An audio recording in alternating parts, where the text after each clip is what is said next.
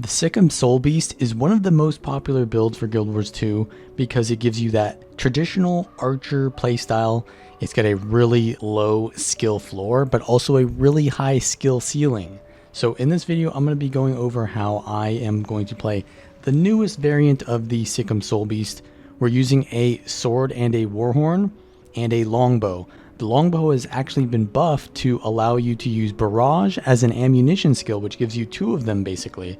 And while this is only really too relevant in larger fights where you want to be using barrage off cooldown, because in smaller scale fights the barrage is a little bit more niche, and so the lower cooldown doesn't really help you as much, it's still a nice buff. And since there have been some changes to the build over some time, I'll be going over those as well. I'm using a mix of berserkers and marauders with the Relic of the Weaver, because this gives you extra damage whenever you use a stance. We've got 3 stances here, and the one wolf pack is the stance that you use before you want to use damage. And we also have got these scholar runes, so about 56% crit chance and 19,000 health is a good around that number is where you want to be. And then on the longbow, I go for cleansing celerity. Generally you want to go for either quick draw or vicious quarry. If you want just more damage, go for vicious quarry. If you want a little bit more versatility, quick draw will make your next weapon skill reduce cooldown, so you can do like a double of it essentially, because you'll be able to use it twice per weapon swap, because most cooldowns are like 16 seconds. So if I use Hunter's Call, that's going to be on cooldown after my weapon swap comes off, right? So I won't be able to use it twice. So choosing which one you want to use twice per weapon swap can be pretty valuable, and the Hunter's Call is really good value for that, and any of the longbow skills can be pretty good as well. So I generally like to go for quick draw because it's a little bit more fun for me, but if you just want sheer damage and you don't really have to worry too much about survival or being outnumbered, because quick draw does give you some defense and offense, vicious quarry only gives you offense. So it's a little bit more versatile if you want to go for quick draw. And then in Beast Mastery, it's if you have Greatsword, you can go for Greatsword instead of Longbow. Then you'd go for the two-handed training, but since I don't go for the Greatsword, I go for the natural healing. And then you want to go for Zephyr Speed or the Honed Axes, because the quickness is pretty good for the burst combos, but Honed Axes is just going to give you more damage over time. So you got to decide. I play a little bit more burst oriented, so I go for the quickness. And this also works with the trait Eternal Bond. So Eternal Bond is pretty interesting because it allows you to use the F4 here to swap which pet you are merged with. And this is really important because the swap of your pet is not the same cooldown as the swap of Eternal Bond.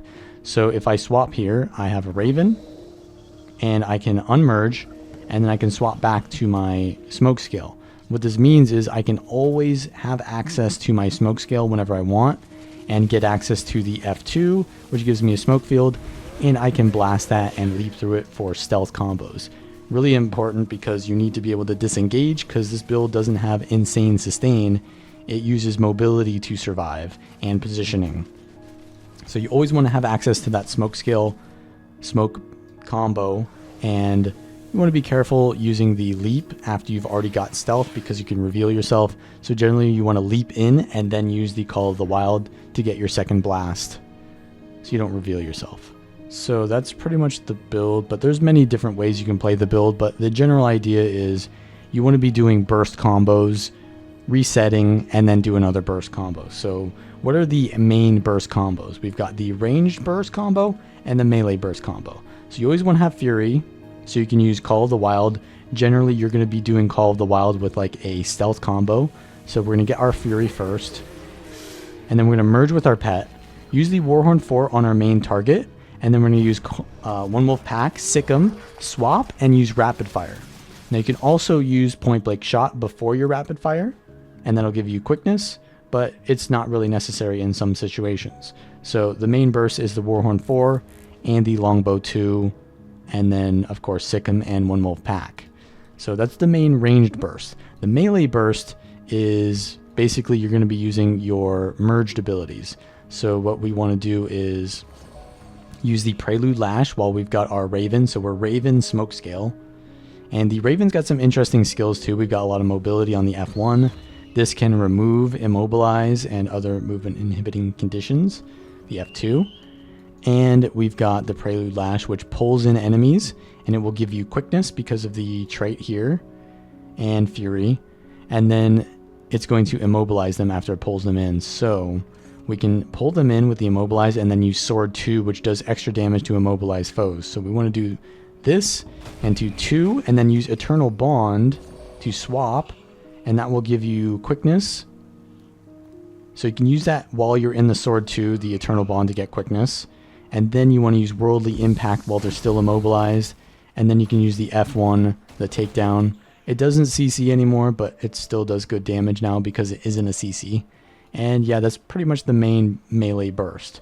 So basically the rotation you want to be kind of doing is a melee burst after a range burst, and then a disengage, and then reset and do it again. So we're going to stealth up here, get some Fury, then we're going to do our range burst, merge, 4, use our combos. We get the quick draw on our longbow 2, and then we're going to barrage, and we're going to knock them back and do another longbow 2 because we got the quick draw on our longbow 2. And then we're going to stealth here, go in with our F1, F2. Now that we're in melee range, we can use the Worldly Impact, swap with Eternal Bond, pull them in, swap to Sword, use the Sword 2, and now we can use Sword 2 again. Or alternatively, if we don't want to do a double Sword 2, we could do a double Warhorn 4. Usually the Warhorn 4 is a little bit more value than the Sword 2 because it's got less animation and it's harder to avoid. But if you're going for the extra burst, absolutely go for the Pounce because you can use it a lot if you're going to be getting the quick draw on it. So yeah, at this point we've used our Sword 2, right, and our burst, and then we're going to swap back to being unmerged. We get the Smoke Scale Stealth combo again, and then just reset, do it again with the Warhorn 4. So we're going to just keep doing this. I actually just Sic Em'd while I was not merged, which is an extreme mistake. You don't get the value from your Sic Em if you're not merged, so make sure you merge first. And then we're going to do our range burst again. Let's go into melee range with our F2, swap, pull them in, use the sword burst, and then we're going to swap out, use a smoke scale combo, go in stealth, wait for our cooldowns, don't use the Warhorn 4 immediately, and then we're going to use it, merge, Sic Em, swap back, do the longbow combo. So you kind of see how the rotation works. You do the range burst with the opener from the Warhorn, then you do the melee burst with your kind of like your merge skills, and then you unmerge, use your smoke scale to get the smoke combo, and then you reset and do it again. If you like this content, be sure to like the video and subscribe for more, and also enjoy the rest of the clips, and I will see you all next time.